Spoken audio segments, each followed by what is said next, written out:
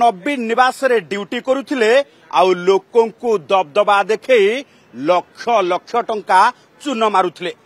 लोक माने भयरे तांको नारे एफआईआर दे पारुनथिले। एबे किंतु सरकार बदलिछि, कला कारनामा सामना को आसीछि आउ धरा पड़ी जाइछन्ति से दलाल एसएसपी जवान सचित्र सेनापति।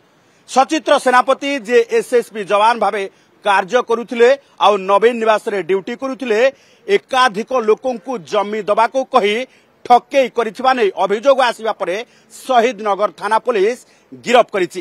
तेबे सचित्र सेनापति दीर्घ दिन धरी तत्कालीन मुख्यमंत्री नवीन पट्टनायक तथा वर्तमान विरोधी दल नेता निवास अर्थात नवीन निवास रे ड्यूटी करुथिले आउ से समय निजर दबदबा देखा सहित एकाधिक लोकंकु जमी दबाको कही ठकेई करिथिले।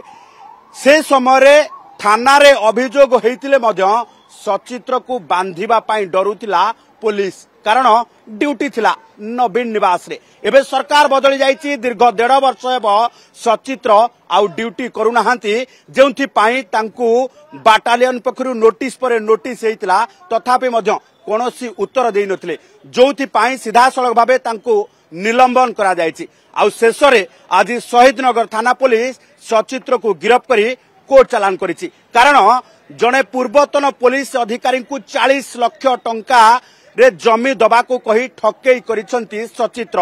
एक कथा सामना को आसीबा परे शहीदनगर थाना पुलिस तांकु गिरफ्त करिछि आ कोर्ट चालान करिछि।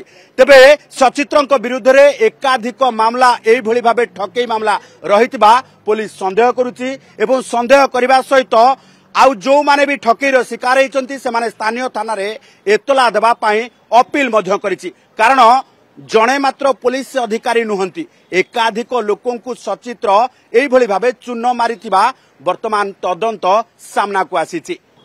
चल देखंतु से आगरु जने पूर्वतन हमर पुलिस कर्मचारी को से 30 लाख टंका नै जाइछि ताठु जमी दबो बोली त्रिशूला अंचल रे से बाबद रे तानारे गोटे चिटिंग केस होइछि एवं आज से अरेस्ट होइछि। ताना सचित्र सेनापति मामला संख्या और बढ़िबार अछि तदंत होइछि। हाँ तदंत चली जदि से क्या भी ठकई थाए ताले से बाबद आम तदंत चली जदि अन्य कौन लोक भी रिपोर्ट दियंती ताले भी आम ता अगेंस्ट केस करिवु। भुवनेश्वरी camera person Prashant Chandan Paikray, OTV.